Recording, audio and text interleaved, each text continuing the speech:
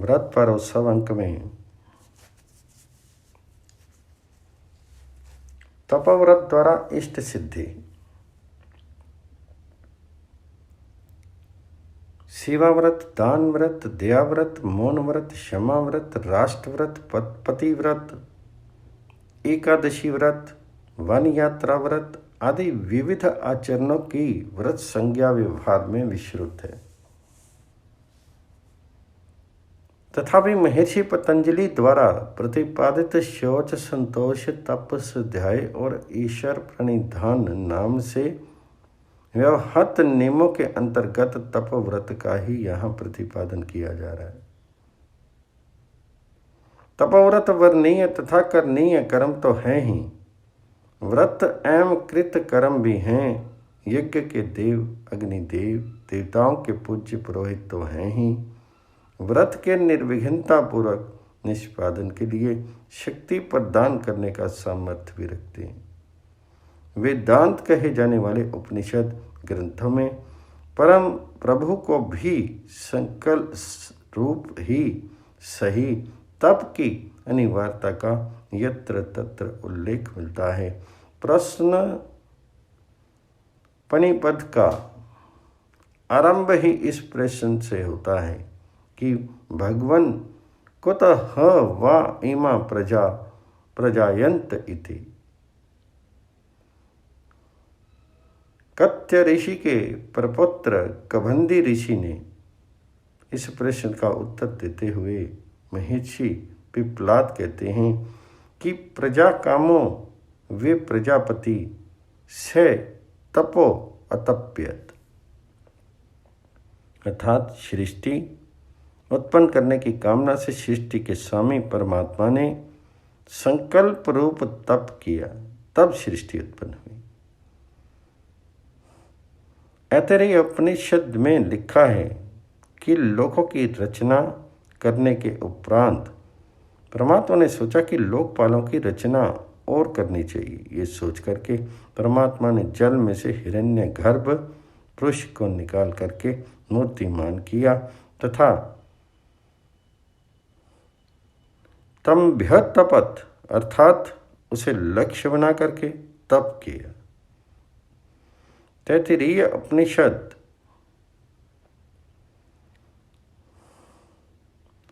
परमात्मा ने कामना की कि मैं प्रकट हो जाऊं और अनेक नाम रूप धारण करके बहुत बन जाऊं। ये सोच करके परमात्मा ने तप किया और तप करके यह जो कुछ दिखाई दे रहा है इस सब की रचना की।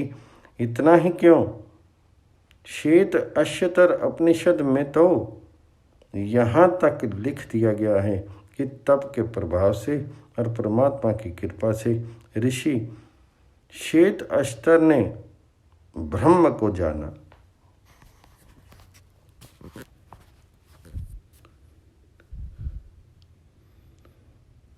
प्रतीत होता है कि प्रभु की कृपा भी तभी प्राप्त होती है जब तप का प्रभाव होता है। श्रीमद् भागवत में तो धर्म के 4 पादों में तप को सर्वोपरि स्थान दिया गया है। तप शौचम दया सत्यम इति पादाकृते कृता। इतना ही नहीं, ब्रह्म की प्रथम सृष्टि, ब्रह्मा के द्वारा प्रथम सृष्ट ब्राह्मण समाज का निःश्रेयस करने वाले 2 ही तत्व श्रीमद् भागवत में बताए गए हैं, तप और विद्या। ये दोनों विनयशील ब्राह्मणों के लिए तो कल्याणप्रद हैं, किंतु दुर्विनीत के पास पहुंच करके ये ही दोनों अनिष्टकारी हो जाते हैं।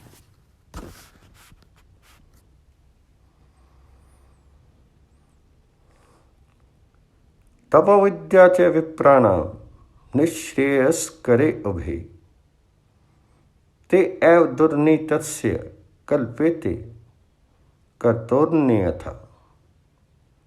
महाकवि कालिदास ने अपने कुमार संभव महाकाव्य में भगवती पार्वती के विषय में लिखा है कि जब पार्वती ने पिनाकी शिव द्वारा कामदेव को अपने समक्ष भस्ममात होते देखा तो उन्होंने तप के द्वारा तपस्वी शिव को अनुकूल बनाने का प्रयास किया। सच भी तो है कि ऐसा प्रेम और ऐसा पति तप के बिना प्राप्त नहीं हो सकता। कवि ने तपोभी में बहुवचन का प्रयोग सभी प्राय किया है।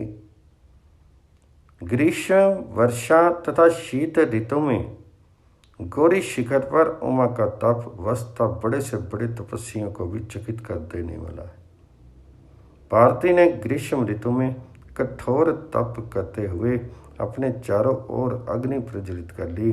ज्येष्ठ के महीने में बाहर खड़े होकर के सूर्य की ओर टकटकी लगा करके देखते रहना और फिर भी चेहरे पर पितर मुस्कुराहट बनाए रखना, यह देवी उमा का ही काम था, अन्य का नहीं। पार्वती के इस प्रकार के ग्रीष्म तप के उपरांत वर्षाकालीन तप का क्रम आता है। आकाश के सूर्य और पृथ्वी की अग्नि राशि से निष्काम तप्त देवी पार्वती ने वर्षा काल के आरंभ में पृथ्वी के साथ गर्म सांस तो छोड़ी ही, पार्वती की सखी भी उस समय के तप में उनका साथ नहीं दे सकी। दिन रात के उस तप की साक्षिणी केवल रात्रियां थी, जो आवश्यकता पड़ने पर कह सकेंगी कि देवी पार्वती ने कठोर तप साधना की थी। बिना किसी छाया के एक स्थान पर शिला के ऊपर बैठ करके पार्वती ऐसा तप कर रही है जहाँ झंझावत के साथ मूसलाधार वर्षा हो रही है। बीच बीच में तड़पती हुई बिजली के रूप में आंखें खोल करके रात्रियां ही उनके महातप की गवाही देने को वहां खड़ी हुई थी। वर्षा काल के इस महातप ने शक्ति रूपा पार्वती को न केवल एकाकिनी बना दिया है, अपितु साधना के निकट भी ला दिया है। शीत ऋतु का भीषण तप देवी पार्वती के पत्ताकार साहस का प्रत्यक्ष परिचय दे गया है।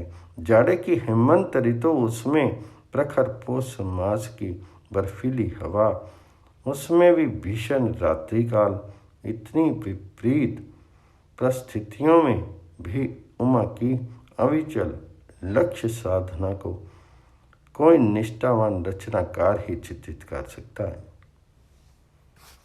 पार्वती ने पानी में खड़े रह करके अत्यंत बर्फीली हवाओं वाली पौष मास की रात्रियों को रात्रि में अलग अलग हो जाने वाले चक्रवाक युगल पर सहानुभूति पूर्वक कृपा करते हुए बिताया। इस प्रकार तीनों ऋतुओं की अत्यंत विपरीत परिस्थितियों को सहते हुए पार्वती का महातप लक्ष्य उन्मुख ही नहीं, लक्ष्य अभिमुख हो गया। भगवान स्वयं ब्रह्मचारी का वेश बना करके गौरी शिखर पर पहुंच गए। अनेक प्रबल तर्कों वितर्कों के अनंतर उमा की महनीय महता सार्थक हुई। यह कहते हुए कि बड़ों की बुराई करने वाला ही नहीं, बुराई सुनने वाला भी दोषी माना जाता है। पार्वती ने जैसे ही वहां से उठने का प्रयास किया, चंद्रमौली भगवान शंकर कह उठे, हे देवी, आज से मैं तप द्वारा खरीदा गया, तुम्हारा दास बन गया। भगवान का ऐसा कहना था कि पार्वती का संपूर्ण तपस्या के समय का कष्ट एकदम दूर हो गया। ठीक ही तो है, फल पाने के लिए क्लेश शरीर में नवता का ही संचार करता है, दुर्बलता का नहीं। भगवती पार्वती के तीनों ऋतुओं के तप ने बहुवचन का रूप धारण करके भगवान चंद्रमौली से भी सम्मुख से यह बचो बहुवचनांत पद ही कहलाया है, एक वचनांत नहीं। कृतस्तपो भी। इस प्रकार निर्भांत रूप से कहा जा सकता है कि व्रत शब्द यद्यपि विविध क्षेत्रीय कर्तव्य कर्म का द्योतम करता है, तथापि यह शब्द मूलतः तप की ही ध्वनि संक्रमित करता है। तप भगवान की और उन्मुख होने तथा भगवान से संबंध होने का प्रमुख साधन है। तप के द्वारा इष्ट सिद्धि सुनिश्चित है।